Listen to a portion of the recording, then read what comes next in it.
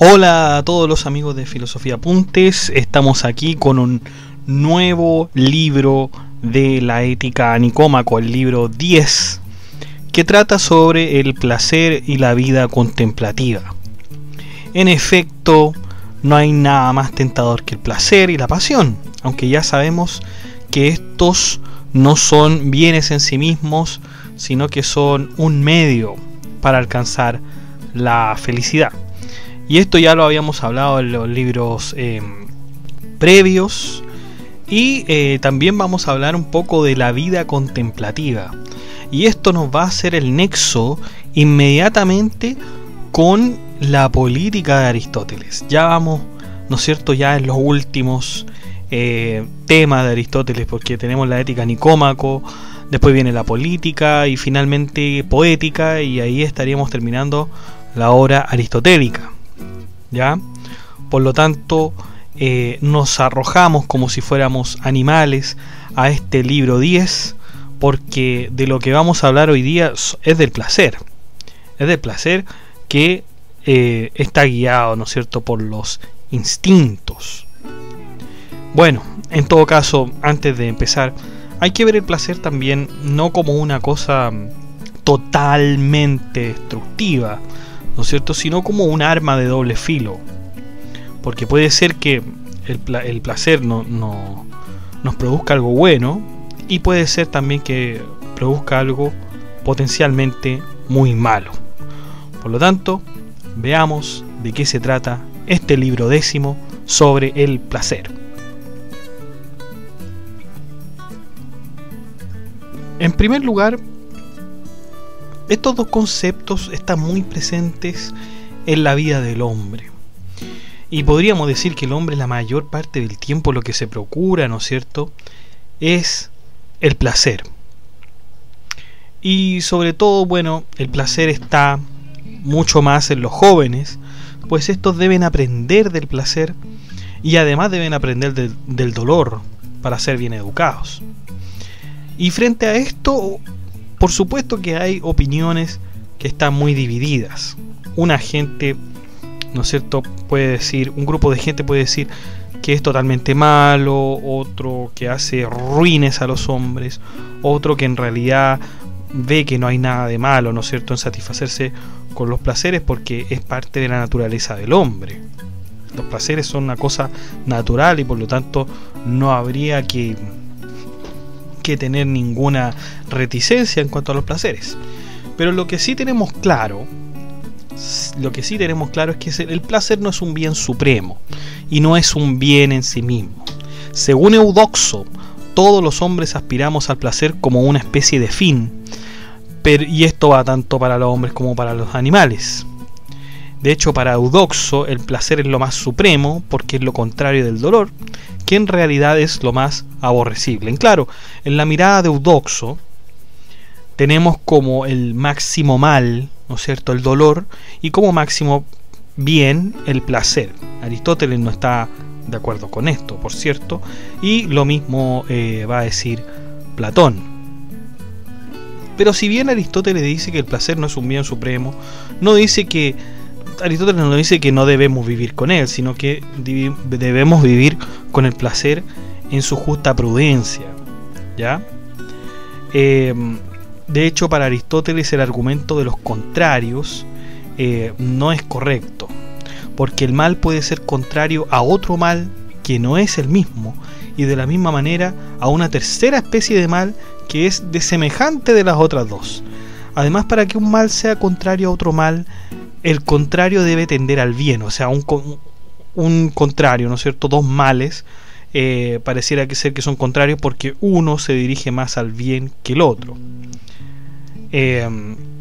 Por lo que habrá un mal que al mismo tiempo es bien, lo cual es totalmente absurdo en la mirada de Aristóteles. Por lo tanto, la mirada de Eudoxo de decir que el placer es el sumo bien y el dolor es el sumo mal no es aceptada por Aristóteles.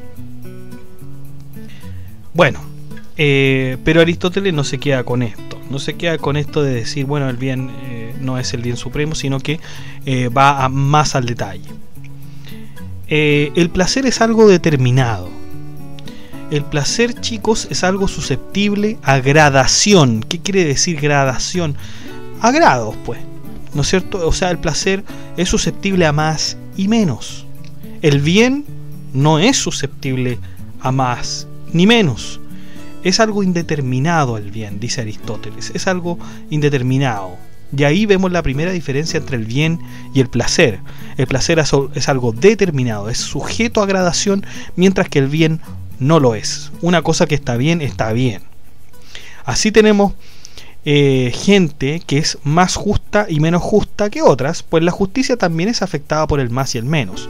No obstante lo anterior, existen placeres puros que no aceptan más ni menos.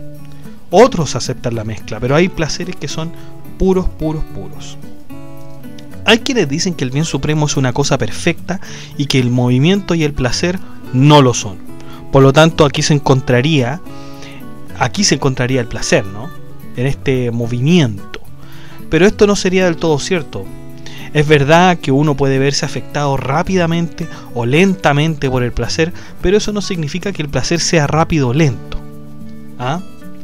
Tampoco puede ser devenir el placer, porque el placer no es algo divisible, al contrario, es abstracto e indivisible, así como el punto o la mónada. La mónada, chicos, es una unidad, es un número, es la unidad más pequeña que se puede encontrar. Un concepto de los griegos, por supuesto, que vamos a ahondar más adelante, que de hecho un filósofo, ¿no es cierto?, Leibniz, trata en alguno de sus libros, ¿ya? Pero esto dejémoslo ahí. ¿Puede el placer ser un bien? Esto podríamos verlo en el hecho de que la persona que es buena se le elogia, pero la persona que se deja guiar por los placeres es vituperada, porque su fin en cuanto a los placeres puede ser malo o bueno. Veamos entonces, considerando todo esto, la naturaleza del placer. La vista es uno de los sentidos por excelencia, de acuerdo a Aristóteles. Es perfecta, completa y no necesita algo más para ser como es. Justamente, esto es el placer, pues es completo y perfecto, no carece de nada y recordemos que además es indivisible. El placer puede hallarse en los sentidos y mientras más excelso es el sentido, mucho mejor es el placer. En efecto, mientras yo puedo mirar perfectamente, el placer es mucho mejor. Si yo miro de manera, ¿no es cierto?, errada, no voy a tener demasiado placer. Por lo tanto, veamos estas características, ¿no? O sea, es completo, es perfecto, dice Aristóteles, pero y es indivisible, pero además está sujeto a gradación, ¿no es cierto? La vista es el mejor de los sentidos, qué duda cabe. Es también el placer algo que perfecciona la vida, una esencia que completa la actividad y que es necesaria para la felicidad. Por lo tanto, aquí también vemos una necesariedad del placer y no una condena total como harían los otros filósofos. Existen una diversidad de placeres y es necesario separarlos y analizarlos. Por ejemplo, tenemos tipos de actividades: la actividad del entendimiento y la actividad de los sentidos. Estos son dos tipos de actividades. Entonces tendremos dos tipos de placeres. De hecho, los placeres chocan entre sí algunas veces. Por ejemplo, quien sea aficionado a las flautas no podrá tener una buena conversación mientras escucha a un flautista, pues pondrá su atención y su placer al flautista. Lo mismo ocurriría a los aficionados a las conversaciones. Los placeres se excluyen los unos con otros. Lo más importante es que los placeres, cualquiera que estos sean, deben tener fines buenos. La actividad placentera, bondadosa, tendrá un fin bueno y la actividad indigna, pero placentera, tendrá un fin indigno, por supuesto. Esto es muy cierto, bueno, para nosotros, más bien para aquellos que tocan algún instrumento musical. Dense cuenta que hay gente que no aprecia del todo la música clásica o los clásicos, por ejemplo, como un solo de guitarra acústica o o la guitarra española. Hay, ¿no es cierto? Cuando hay personas que entienden cómo se toca un instrumento, por supuesto eso produce mucho más placer que una persona que en realidad no entiende, que también puede disfrutar, no se dice que no, pero una persona que entiende de música disfruta aún más, ¿no es cierto? La felicidad es una de las causas finales que tienen los hombres, pues su fin es ese, ser feliz. Este concepto no puede decirse que es solamente una actividad o movimiento, porque si fuera así, entonces el dormir, holgazanear o sufrir penurias serían cosas que forman parte de la felicidad, y eso, ¿no es cierto?, es absurdo.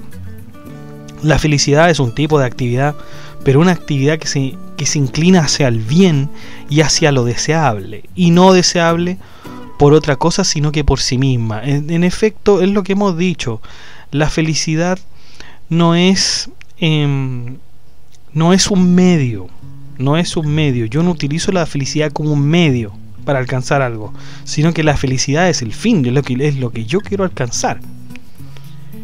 Ahora, también podríamos decir que la felicidad podría parecer lo que es de agrado para cada uno. El tirano, por ejemplo, se divierte y se alegra con los bufones, ¿no es cierto? Y a algunos no les gustará, y quizás para el tirano eso es la felicidad. Sin embargo, siempre lo serio será mejor que lo que causa risa, dice Aristóteles. Lo serio es mejor que lo que causa risa, pues esto último es para algo temporal, en cambio lo serio se propone para algo importante. Por lo tanto, la felicidad consistirá más en el esfuerzo que en la diversión. Aquí Aristóteles da un punto interesante. La risa, el humor, son cosas temporales, no son cosas que sean permanentes, como si son las cosas serias. Las cosas serias son permanentes, de acuerdo a Aristóteles, y las cosas que causan risa, por supuesto, que no lo son. De lo anterior se deduce que la felicidad debe estar vinculada nada más que con la virtud. En efecto, ahí llegamos a la virtud. Por lo tanto, la virtud podríamos decir que es algo serio, ¿no es cierto? No es algo de reírse, no es algo de bufonesco, ¿no? No es algo risible, irrisorio, no, por supuesto que no, la virtud es algo serio. Y Aristóteles, ¿no es cierto?, dice que la mejor felicidad va a inclinarse hacia la virtud, por lo tanto, el camino de la seriedad es aquel que nos lleva a aquello. Ahora bien, si queremos tener una vida contemplativa, también tendremos que tener autosuficiencia.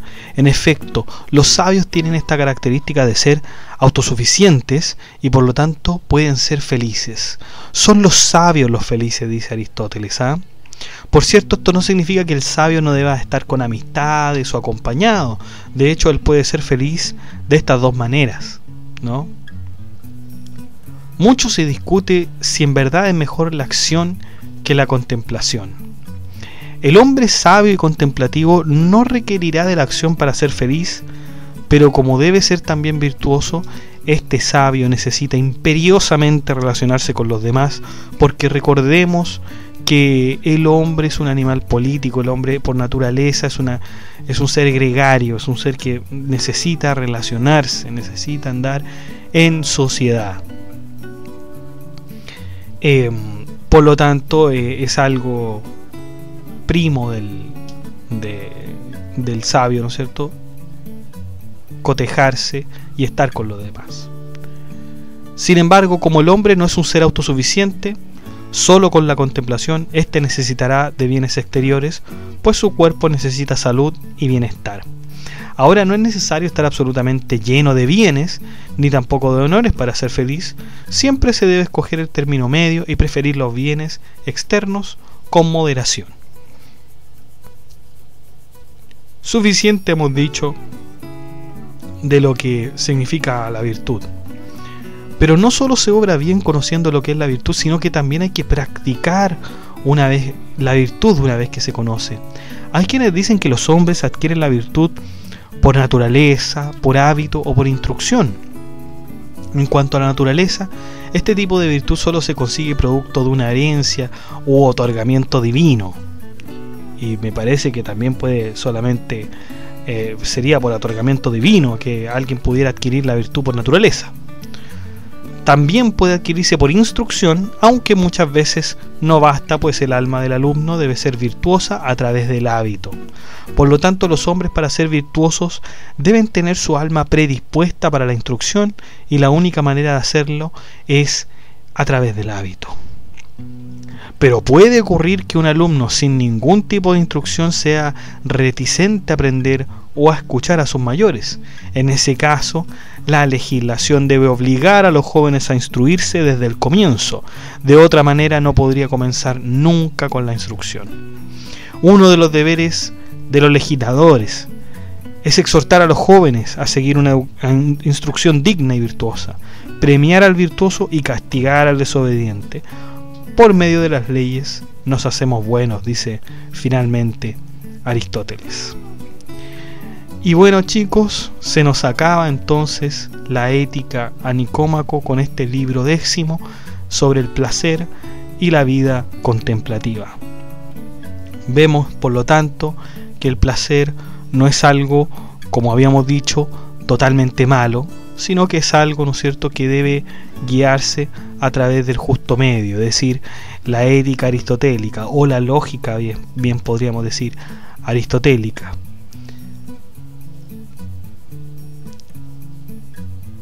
Bueno, chicos, y eso ha sido todo. Muchas gracias por sus likes, muchas gracias por sus comentarios. Suscríbanse al canal para tener más de estos podcasts. Que estén muy bien, cuídense.